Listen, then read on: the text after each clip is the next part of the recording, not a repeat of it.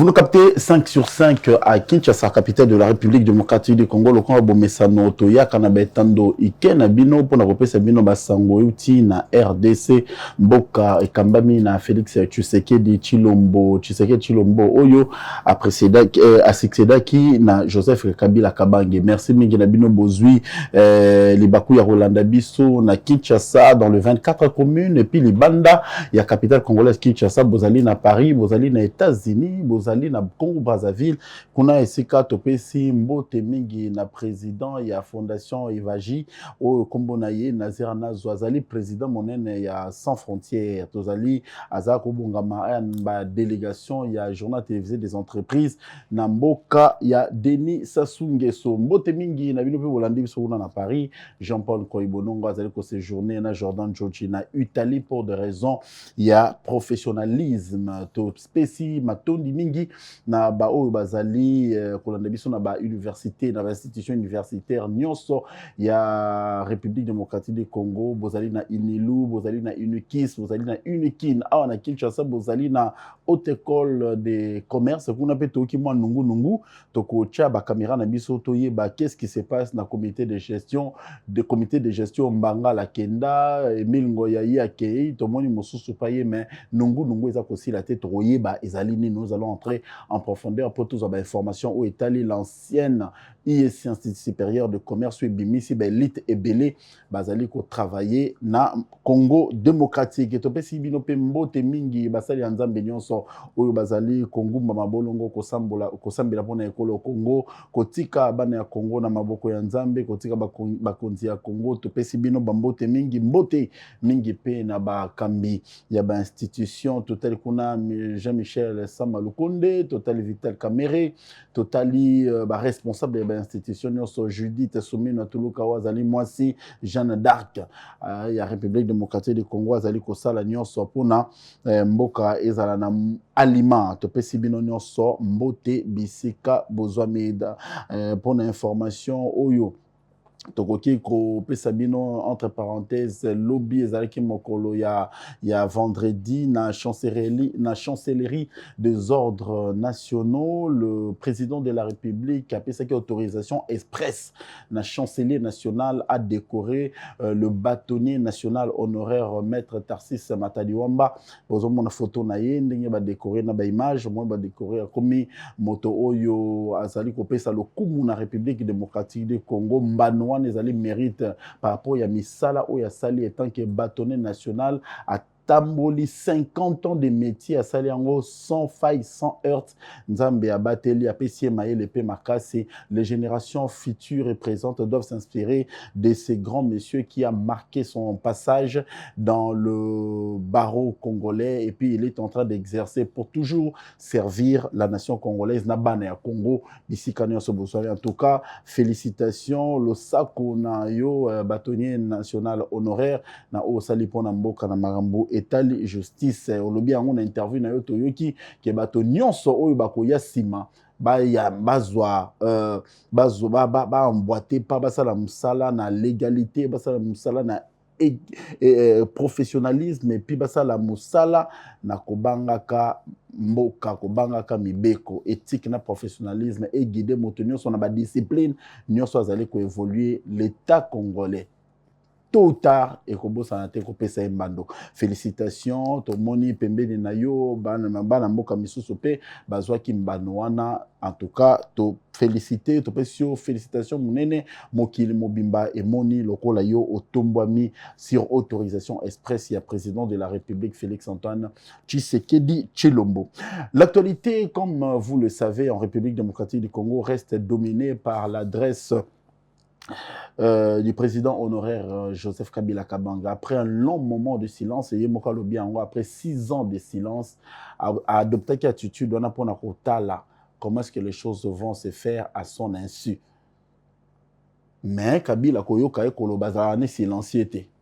Azala moto alobaka, mais bien adopté que quand on adopte une attitude, c'est qu'on n'est pas comme ça. De comprendre que Kabila a moto alobaka. Mais adopter quelque attitude, il y a qu'au fond de la kimia pour attendre qu'est-ce qui allait se passer dans l'entretemps. Dans l'entretemps. Est-ce que Kabila, la période d'attente, il y a kimia avec ça la AFC Nathan on a kimia, on a préparer insurrection. Nathan on a kimia, on a préparer une oh lelo Kabila bimi na silence nae.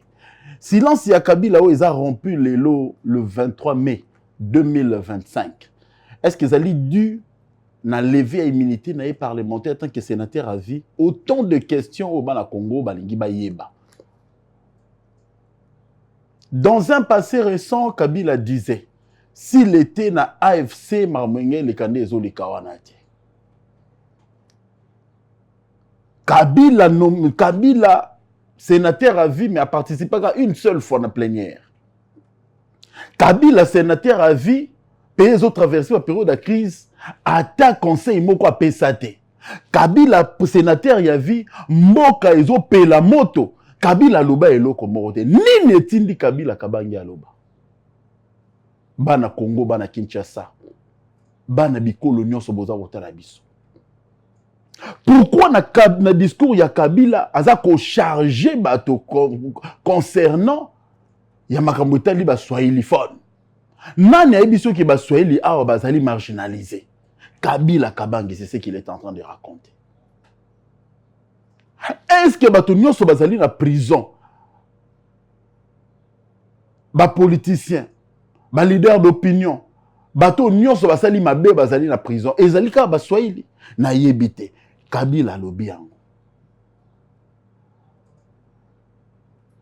Na lingi bato FCC o bazali na suspension ba répondre biso ta par des simples tweets.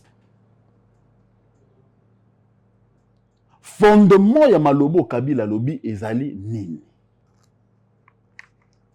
Celui qui se sent mauvais. Ba français baloba. C'est mouche.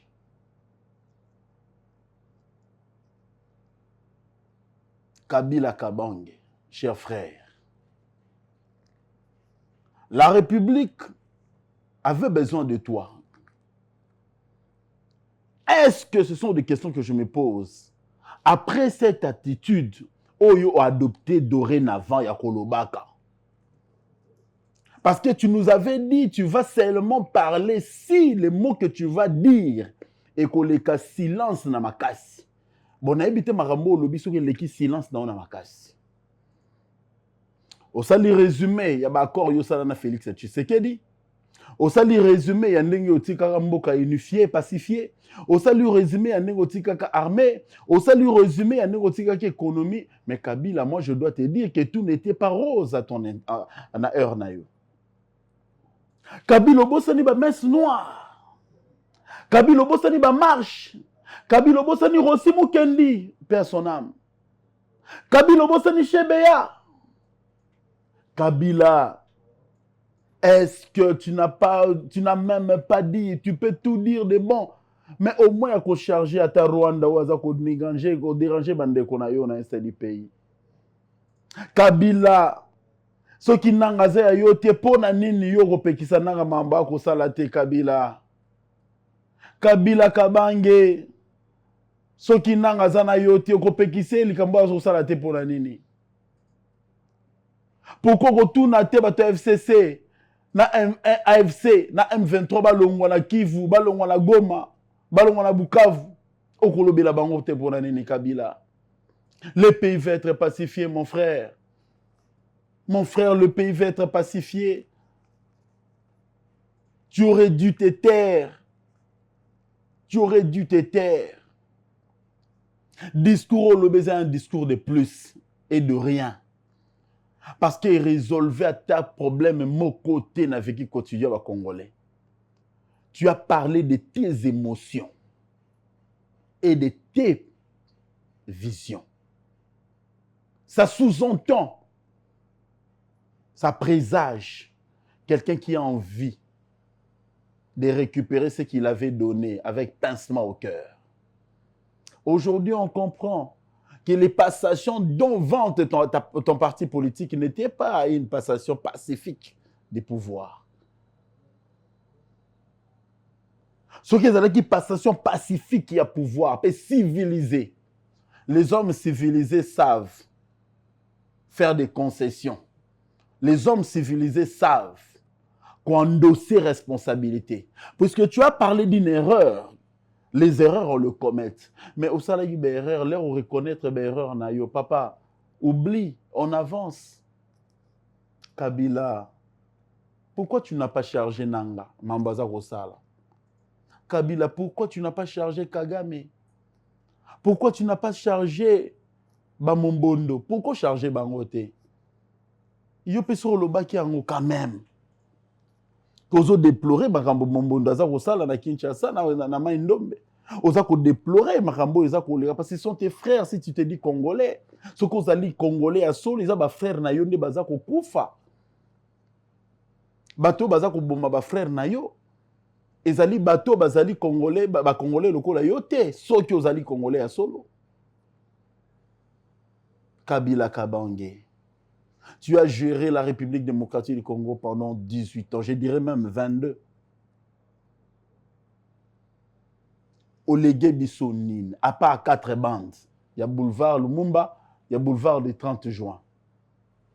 Kabila Kabange. Ah, ngai mami se bimingai. Kabila. Est-ce que yo ogai kolobate?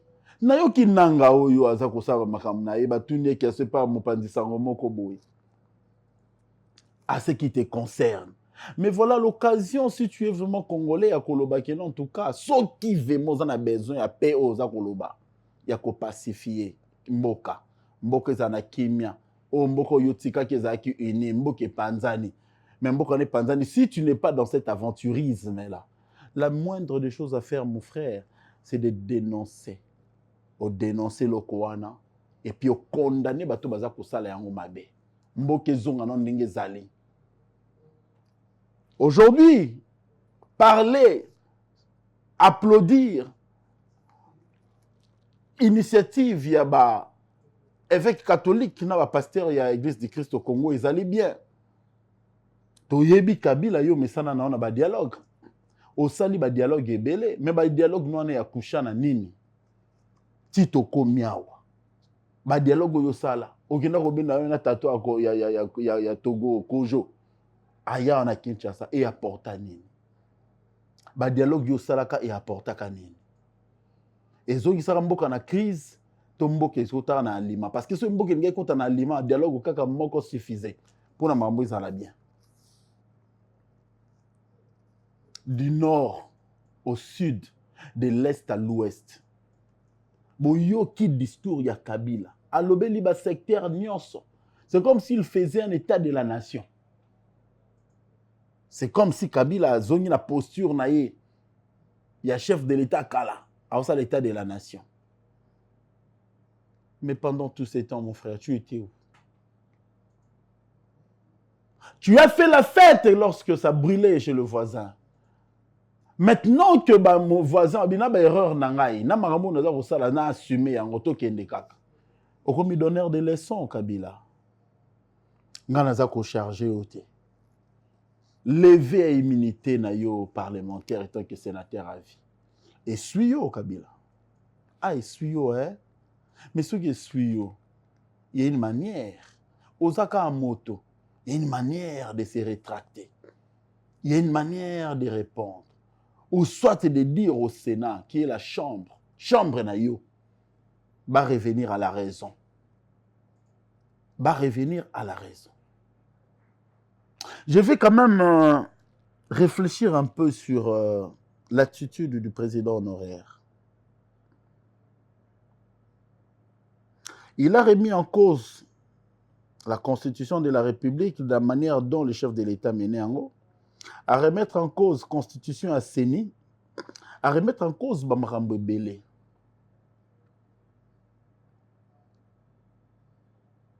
Mais les lots, ceux qui te connaissent, Kabila, est-ce que tu ne te reproches de rien?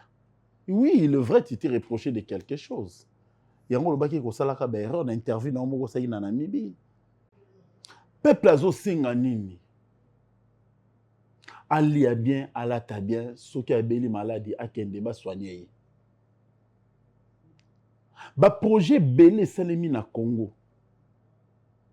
Uta Kasavubu tokoti na Mobutu toke na Laurent Désiré Kabila toke na Kabila les fils lelo toza na Tshisekedi. Aucun projet est banana A et souki na Z. Et après, président Moko Sanga banda projet de A et souki na Z. Bah projet interrompu, inachevé, soit détourné. À ta projet mon côté. Et comment la souka? Je prends les plus récents à l'époque de Kabila. Nana nous 5 chantiers comment tu na souka? Bobi ce qui était prévu dans 5 chantiers. Oyebi makambo qui prévu la révolution de la modernité au Kabila avait la tolo. Oui bien. Ce qui 5 chantiers là exécutés comme il se doit. Tu sais qu'il ne ferait rien. Il viendrait juste construire peut-être certains centres de santé, écoles, parce que basique les gars qui zal.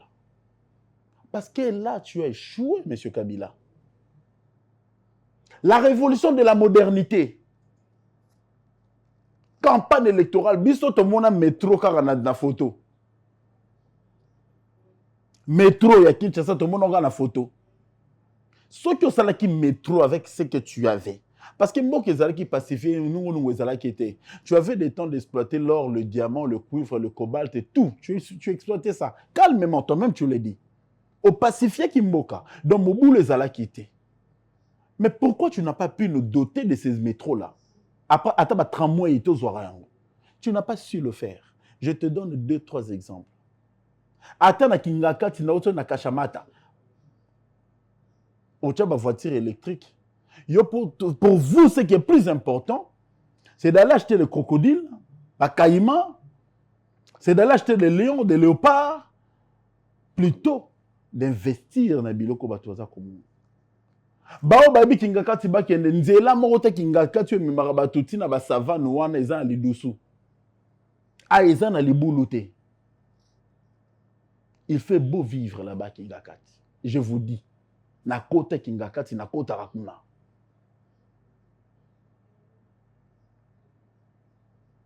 Soki bazu Kingaka wana. Ba multiplier on a ville à Kinshasa, on aurait une belle ville où l'écosystème respire. Zoo, jardin zoologique. Et koufa na jardin zoologique kuna elo etuka niamo atikala kuna bo pesa bo permettre na loba. Niamo to atikala kuna ezaka moano. Moano comme tatikala moano amuke wana. Soki bana ba be toki excursion na zoo, bana baki kotala moano ndeko moano na zoo. Excursion na Kingaka tikuna tu dois payer ce qui par individu. Ce qui est exagéré, ce n'est pas moins de $100. Je sais de quoi je parle parce que j'y étais. Et j'y vais à chaque instant. Qu'on le dise quoi. L'air aux autres Kingaka, à côté de toi, c'est les folies Césaraki. O Isaiah Mabé. Si tu as un touristique au Bongisa, on te Mobutu Atika. Yo yaki ko Bongisa. Ta famille politique, la FDL. Que ton père t'a légué. Bon, benga na ki Mobutu fait bon ça c'est les folies. Bon, t'as la place au baby ça bon ici. Les exemples sont légion. Na lobi te que Félix Tshisekedi da ko sa malamu. Na lobi pe te que Félix Tshisekedi da ko sa mabe. Mais na sali ba analyse na marambo na ko mona. Bande de profiteurs. Bande de donneurs de leçons. Ça fera des trop. On veut avoir une personnalité à humanité. Ou à Zakoya ou Tiamboka na Lima.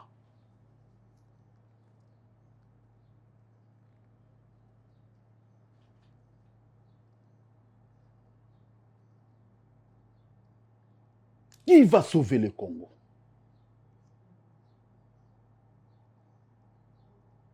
Qui va sauver le Congo?